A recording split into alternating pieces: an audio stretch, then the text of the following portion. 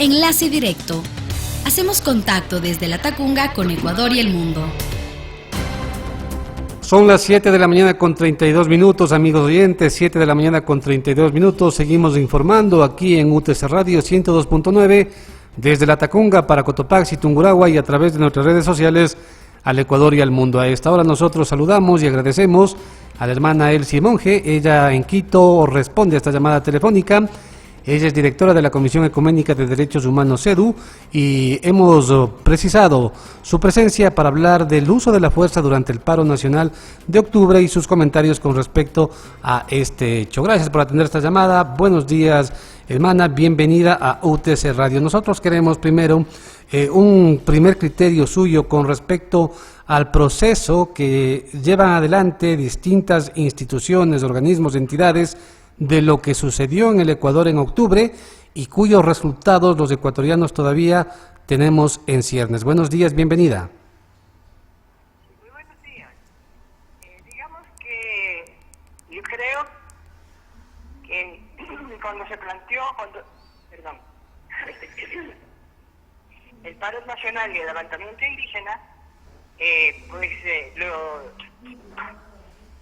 se podía haber manejado de otra forma, es decir, escuchar a la ciudadanía, a las organizaciones, para ver qué alternativas hay, qué salidas, qué acuerdos se puede llegar, y no imponer así a rajatabla de la noche a la mañana las directrices del Fondo Monetario Internacional, porque ese es el problema, ¿no? Que con el decreto 883 era para cumplir con el Fondo Monetario Internacional. Y se vio que había un rechazo generalizado a esas medidas de autoridad impuestas por el Fondo Monetario. Entonces, digo que en lugar de escuchar a la ciudadanía, se decidió el régimen bajo la conducta de los ministerios de defensa y de gobierno, convirtió esto en una guerra contra el pueblo, con una óptica de la doctrina de seguridad nacional del enemigo interno. Entonces, yo creo que eso provocó más violencia, ¿no? Hermana, una vez que usted ha hecho un acercamiento, una perspectiva al origen y un poco hemos iniciado con el control o con la forma a través de la cual el gobierno trató de repeler estas manifestaciones que todavía se desconoce a quién se atribuyen, pero que aparentemente fueron generalizadas y no solamente con un autor o con una persona que las encabezara o las impulsara. Vamos al hecho registrado, por ejemplo, en el informe de la misión de expertos de Naciones Unidas que estaría pidiendo al Estado ecuatoriano explicaciones con respecto ya a hechos concretos, como por ejemplo la muerte de por lo menos 9 personas. ¿Cómo ve usted ya el ejercicio mismo del uso de la fuerza que tiene el Estado legalmente que ejercerla cuando es necesario? Sí, de acuerdo, pero como usted bien señala, Naciones Unidas, la Comisión Interamericana, la Comisión Interamericana hizo una misión acá para, in situ, poder constatar las graves violaciones a derechos humanos que se dieron, porque creo que el haber dictado estado de excepción, eso es para un estado, frente a un estado de convulsión interna, y todavía no se daba. Es con el decreto de excepción que se agudiza la violencia. Entonces, ahí hay graves violaciones a derechos humanos, por ejemplo, esto de los 9 muertos, son más de 1.300 detenidos, cientos de heridos, y hay el uso excesivo de la fuerza, porque las bombas lacrimógenas, por ejemplo, se usaron como un arma letal, es decir, al cuerpo. Hay personas que perdieron el ojo porque la dispararon a la cara. Eso es totalmente inadmisible, eso no puede ser. Y esto de los detenidos se hacían como batidas, es decir, que los partes son partes colectivos. No se personaliza responsabilidad, por lo tanto, un alto número de los detenidos fueron puestos en libertad al día siguiente o a los pocos días porque no había pruebas. Es decir, todo se desbordó. Entonces, esas son violaciones a derechos humanos por el uso excesivo de la fuerza. Son las 7 de la mañana con 39 minutos, amigos oyentes. Aquí en UTC Radio estamos dialogando vía telefónica con la hermana Elsie Monge. Ella es directora de la Comisión Ecuménica de Derechos Humanos EDU y estamos pasando revista al uso de la fuerza que ejerció el Estado ecuatoriano durante el paro nacional de octubre pasado. Una vez, hermana, que hemos entendido cómo se hizo este proceso de control de la paralización, ¿cuáles son los siguientes pasos que se debe tomar o qué hacer para que el Estado responda por ese excesivo uso de la fuerza, primero? Y segundo, ¿va a quedar de esto unos antecedentes, una experiencia que la sociedad pueda asumir para sí y enfrentar este tipo de problemáticas desde otro punto de vista, de otra manera, para evitar este reguero de sangre? Lo primero, creo que el camino correcto es investigar y sancionar. Es decir, hay que investigar todas estas acciones y hay ahora, con la facilidad de los celulares, hay videos, se puede identificar, se puede saber qué brigada estuvo a cargo, en fin, sí hay manera de investigar y sancionar estos graves violaciones a derechos humanos. Y también, por supuesto, donde hayan crímenes contra los uniformados, también deberían ser sancionados y, investigados y sancionados. Entonces, me parece que ese es el camino. Ahora, en cuanto a el rechazo de la ciudadanía, es interesante que comenzó, como usted bien señalaba, esto era un movimiento de las bases indígenas, ahí espontáneamente vinieron a Quito de varios lugares del país, los indígenas, porque ya la situación económica no da más y siempre recae sobre los más desprotegidos. Entonces, esta multitud del movimiento indígena vino con una actitud pacífica. Si usted se acordará, la primera marcha que hicieron, o las marchas que hicieron ellos, hicieron aparte, porque ahí se conjugó, ¿no es cierto? Comenzó con los taxistas, bueno, ellos ya ellos hicieron su propio arreglo, luego hubo también los trabajadores que unieron, y hubo un tercer grupo de gente que tenía otras intenciones posiblemente y que son las que causaron el caos. Pero la marcha indígena se la llevó adelante hacia el centro de Quito, pero hacia Santo Domingo, por otra ruta, no buscando la confrontación en la Plaza Grande. Se fueron, hicieron su acto, regresaron al Arbolito sin ningún problema, ahí no hubo enfrentamiento. Entonces, vinieron con esa actitud, pero desde luego, como digo, con toda la represión que hubo, y ya el rato que se prende la mesa es muy difícil controlar. Entonces, pero lo interesante es que, porque esto duró más o menos unos 13 días, ¿no es cierto?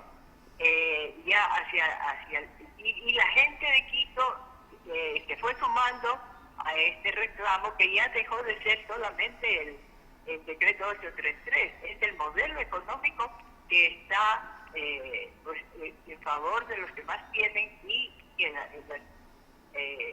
las consecuencias o los peores resultados los llevan las personas de los movimientos de base, ¿no? Uh-huh. Entonces, digo que después de todo esto, que ya se iba, cada día se exacerbaba más la violencia, esto se tornó primeramente, hay que decir que hubo grupos solidarios en Quito, de personas que trataban de ayudar con agua, que preparaban alimentos para los indígenas que estaban acampados en el arbolito y en la Casa de la Cultura, en el Ágora. Y entonces esto se tornó en un pedido por la paz y por el cese de la violencia. El cacerolazo retumbó en todo el país.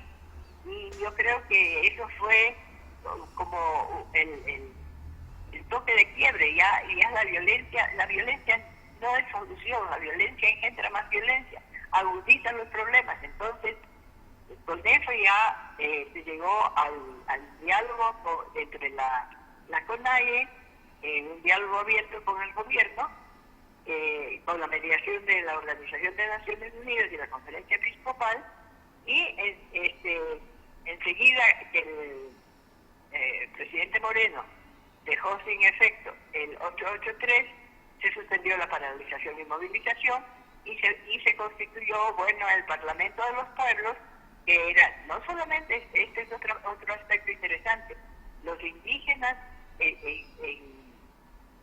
su propuesta es no solamente para el movimiento indígena, sino para el pueblo ecuatoriano. Y entonces ahí se vio por eso esa conjugación de diferentes organizaciones que se sumaron a este reclamo para un modelo económico y social distinto. Y esto pues es lo que el Parlamento de los Pueblos presentó luego el 31 de octubre una propuesta de un modelo económico distinto para que se pueda tener cambios estructurales. Eso es, el modelo es previo a cualquier otra medida puntual como es lo de los subsidios. Eso es consecuencia de un modelo que ya no da más.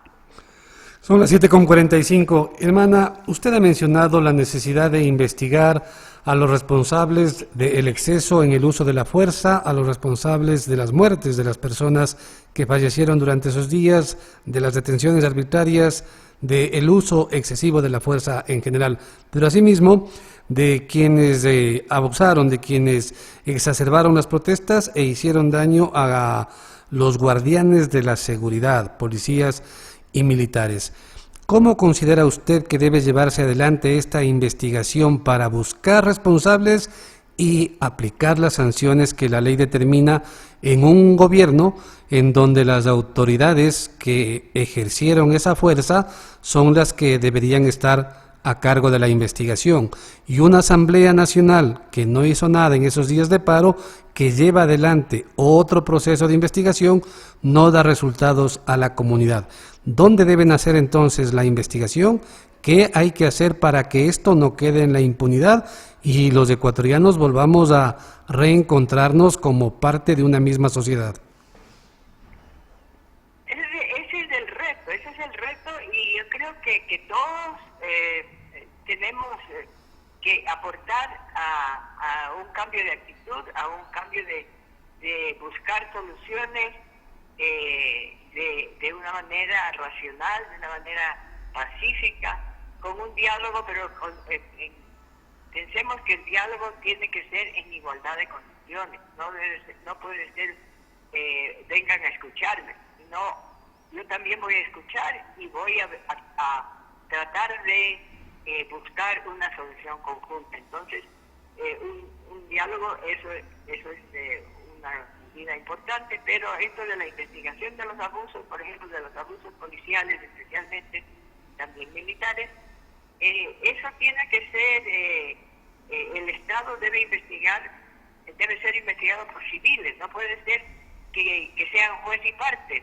eso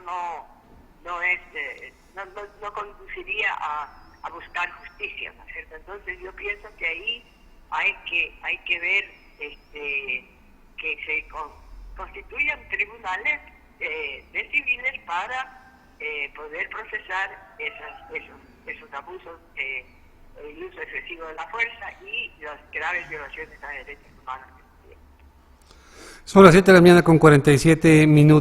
¿Y qué pasa con la participación internacional en este tipo de conflictos, hermana? Sobre todo porque parece ser que los organismos internacionales que de una u otra manera hacen peso a nivel del mundo, resulta que actúan sobre la leche derramada y por lo menos en el Ecuador ha dejado mucho que desear.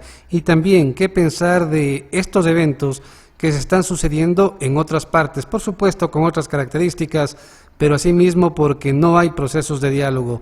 Colombia últimamente, Chile y en su momento la Argentina y Bolivia también, ¿no?, que vive o vivió hace pocos días ejemplos o sucesos similares. Internacionalmente, ¿cómo concibe usted estos sucesos? Bueno, yo no, es bien complejo, ¿no es cierto? Porque en cada lugar hay su particularidad, pero no son todos iguales las causas o los resultados.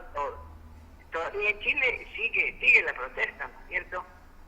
Pero lo que digo es, para mí son indicadores de que el sistema está tocando fondo, de que hay que rever ese sistema donde está todo dirigido es decir, que la ganancia económica es el centro de las políticas públicas, de la legislación de los países. Pero ya eso lo que ha llevado es a una mayor desigualdad. En América Latina creo que es uno de los continentes más desiguales del mundo. Un grupo reducido que tiene los beneficios económicos del sistema, y el hambre, la desnutrición, la falta de salud, de educación para las grandes mayorías. Eso es insostenible. Y si seguimos con el mismo sistema, yo no veo salida, y por eso yo pienso que esto está parte de la razón de estos estallidos que se han dado en América Latina. También pienso que la juventud, fíjese con la cuestión del cambio climático, eso es tan no sé, esperanzador, digo yo. Una niña de 16 años que ha revolucionado el mundo en cuanto a cambio climático, y que ha conseguido que se lo tome en serio, porque hay los que tienen grandes intereses económicos no quieren aceptar, pero ya las catástrofes que estamos experimentando en todo el mundo es un indicio de eso. Y es una niña de 16 años que, con toda la candidez, de toda la simplicidad, se puede decir, pero con toda la firmeza y claridad de pensamiento, ha logrado pues darle la vuelta a este tema. Entonces yo digo, es por ahí la solución, no por la fuerza. 7 de la mañana con 51 minutos, amigos oyentes, agradeciendo a la hermana Elsie Monge, coordinadora, directora de la Comisión Ecuménica de Derechos Humanos, por haber atendido esta llamada telefónica desde la Tacunga. Un último comentario, hermana. ¿Considera usted que el Gobierno Nacional, conjuntamente con algunos medios de comunicación, ha satanizado la actividad, el proselitismo indígena, y penden de un hilo personas como, por ejemplo, el señor Vargas, el señor Issa, y que así no se puede llevar adelante un diálogo, y eso más bien profundizaría un resquebrajamiento en la sociedad ecuatoriana, en donde después de octubre todos nos miramos con sospecha? Desde luego que sí. Esto de la persecución, es decir, la salida más fácil cuando hay un problema es buscar al enemigo y centrar toda la atención en un sector, en una persona así. Y entonces eso es lo que está pasando ahora. El movimiento indígena que presentó un justo reclamo, luego se dieron lo que conocemos, la manera de enfrentarlo erradamente con la violencia, y ahora resulta que son ellos los perseguidos, los criminalizados. No tiene razón de ser. Nuevamente es como ciegos, sordos y mudos a la realidad. 7 de la mañana con 52 minutos, amigos oyentes, agradeciendo a la hermana Elsie Monge por este diálogo. Nosotros hacemos una pausa y ya regresamos con más información. UTC Radio. Inicio espacio publicitario y promocional.